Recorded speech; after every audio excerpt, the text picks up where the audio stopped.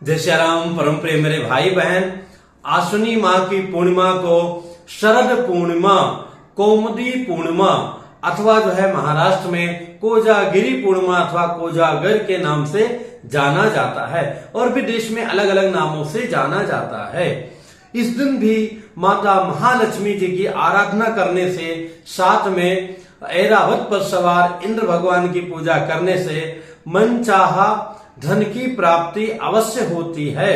इसमें भी उत्तम ये होता है अपने आचार्यों और पुरोहितों को बुला करके अपने घर में दिन में ही, और सबसे उत्तम तो यह है कि पूर्णिमा की चांदनी में मध्य में उनके किरणों को दर्शन करते हुए, स्पर्श करते हुए महालक्ष्मी जी की विशेष पूजा आराधना आचार्य पुरोहितों के द्वारा संपन्न कराई जाए, जिसमें श्री सूक्तम का पाठ इत्यादि कराया जाए, कमल का बीज है, बेल का फल है इत्यादि जो लक्ष्मी हवन में विशेष सामग्रियां लगती हैं, उसमें महालक्ष्मी जी को प्रसन्न करने के लिए वो कार्य किया जाए।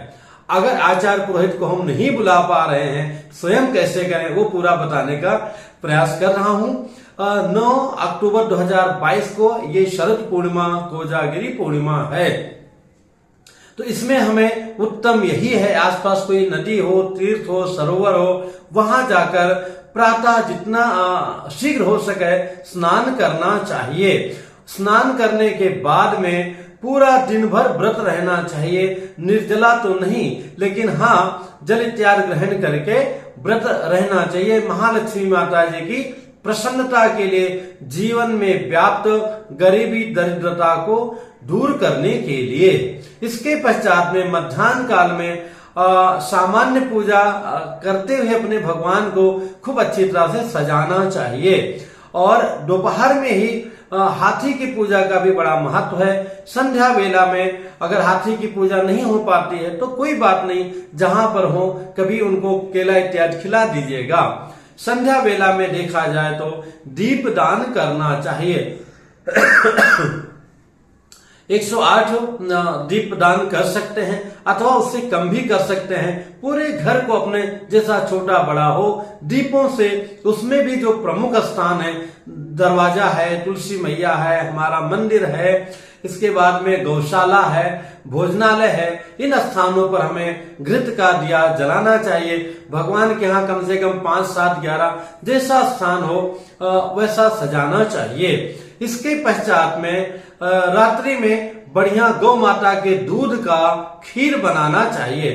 खीर बना करके और चांदनी रात में रख करके थोड़ा एक कटोरी में अलग निकाल करके स्वयं महालक्ष्मी जी की भोग लगाने के लिए रख लेना चाहिए। उसके पश्चात में पूरे परिवार मिल करके अथवा पति पत्नी मिल करके अथवा घर का कोई भी एक सदस्य, आजकल कम ज्यादा लोग साथ में रहते हैं, तो मिल करके उचित तो ही कि अगर पूर्णिमा के मध्य में जो है चंद्रदेव का दर्शन होता रहे तो बहुत ही उत्तम है, नहीं तो जहां पर भी हैं वहीं पर बैठ करके माता महालक्ष्मी जी की जो है पूजा करनी चाहिए। महालक्ष्मी जी की मूर्ति तो घर में होती ही है, तो उनको विशेष पूजा क्या करेंगे तो ओम श्रीम श्री नमः इस मंत्र का जाप करना चाहिए, अथवा इस मंत्र से उनके ऊपर में 108 कमल का फूल है, अथवा 108 जो है दक्षिणा है, अथवा हल्दी कुमकुम है, धुला हुआ चावल है, ये सब हम अर्पण कर सकते हैं। जिनको श्री सूक्तम शुद्धता पूर्वक आता है उन्हें श्री सूक्तम का पाठ इत्यादि श्रवण करना चाहिए।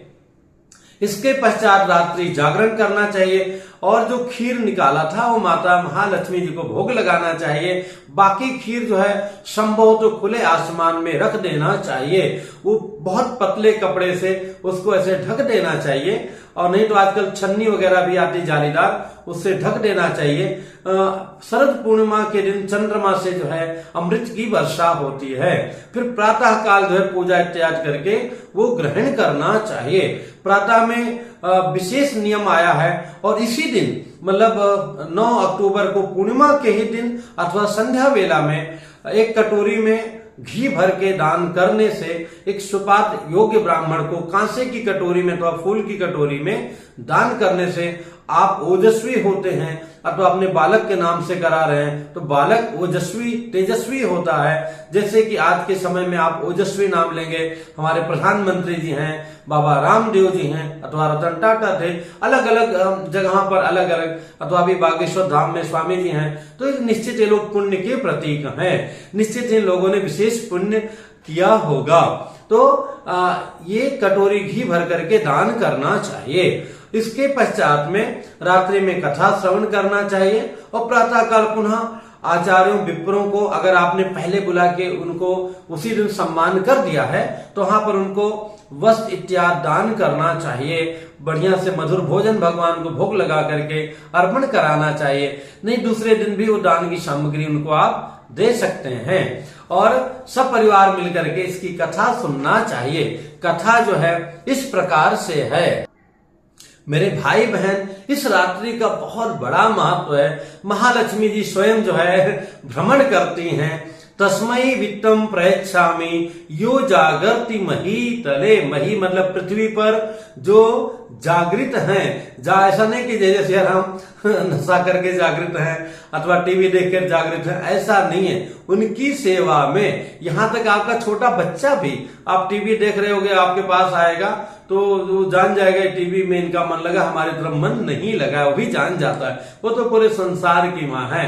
तो यो जागृति मही तले मतलब उनकी तपस्या में, उनकी सेवा में, उनकी भावना में, उनकी प्रार्थना में जो बैठा है माता रानी उसको वित्त मतलब द्रव्य धन जिस प्रकार की आवश्यकता होती है उसको तस्मै वित्तम प्रयच्छामि, उसको निश्चित ही माँ महालक्ष्मी प्रदान करती हैं। तो जितना बन सके अधिक से अधिक करने का प्रयत्न करना चाहिए। जो लोग प्रातः व्रत करेंगे वो संध्या वेला में अथवा मध्य रात्रि में पूजा करने के पश्चात, भोग लगाने के पश्चात इस व्रत में प्रसाद ग्रहण कर सकते हैं।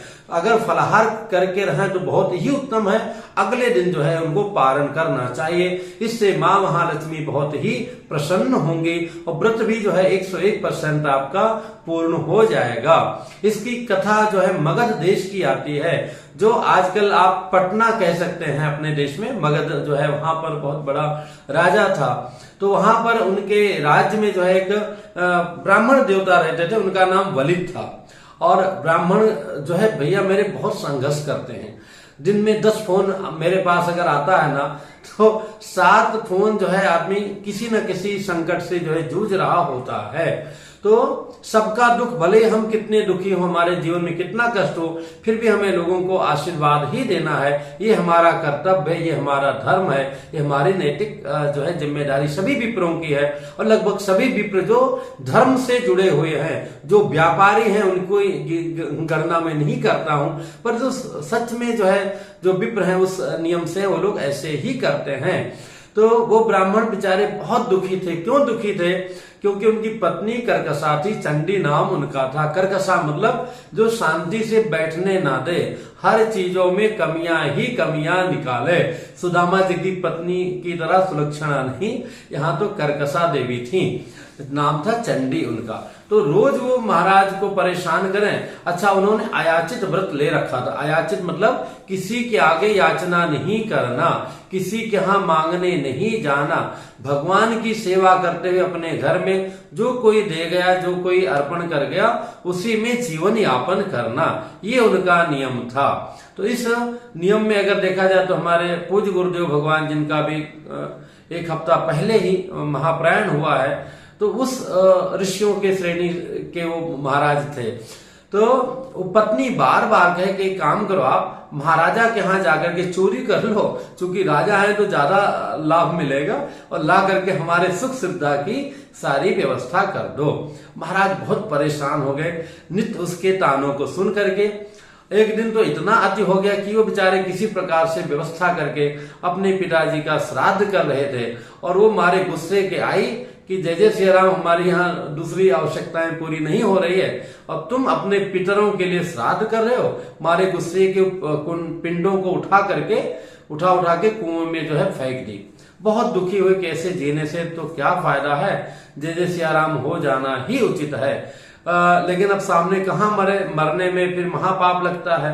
तो वो जंगल में निकल गए। जंगल में निकल गए तो बहुत परेशान दुखी होकर जा रहे थे। भगवान की कृपा से उस दिन उनको नाग कन्याएं मिल गईं। उनको दुखित होते देख पूछा उनसे, और संयोग से उसी दिन जो है कोजागर का मतलब ये अश्विनी महीने की पूर्णिमा थी। तो उन्होंने बताया कि महाराज आप दुखी मत हो, आज तो बहुत बड़ा ये व्रत है, आज आप भूखे भी लग रहे हैं, तो इस व्रत का पालन कीजिए और रात्रि में माता महालक्ष्मी जी की वैसे उपासना कर पाए तो वैसे करें, नहीं तो आप स्वयं तपस्वी हैं, उनका पाठ उनका जप और उनकी अनुष्ठान आराधना कीजिए। निश्चित ही माँ आपके जीवन में कल्याण करेगी। ब्राह्मण जो निश्चिंत होकर के, और वहां पर दो कथाएं आती हैं कि वहीं पर वो पूरा रात्रि जो है दुखी होकर के चिंतन करके माता महालक्ष्मी जी की उपासना करते हैं। इंद्र की उपासना की भी बात आती है, इंद्रदेव की भी उपासना करते हैं, और उसके बाद में सब उनका जीवन आनंदमय हो जाता है। तो हमें अपने शास्त्रों पर पूरा भरोसा रखना चाहिए और जो है निश्चित रूप से हमें पूरी तरह लग करके इस महापर्व का लाभ लेना चाहिए। थोड़ा वीडियो थोड़ा क्या बहुत विलंब से दे रहा हूं, उसके लिए क्षमा चाहूंगा। पुनः हम सभी मिलेंगे एक नई जानकारी के साथ में। कार्तिक महीने का भी नियम कल से प्रारंभ हो जाएगा। हम चाहेंगे अवश्य आप लोग यथासंभव जो भी संभव हो कार्तिक महीने का नियम लीजिए, खाने पीने के साथ में कम से कम सत्कर्म करने का मिनिमम 11 माला तो अपने इष्ट देव के नाम का नित्य जाप कीजिए ही। जय श्री राम।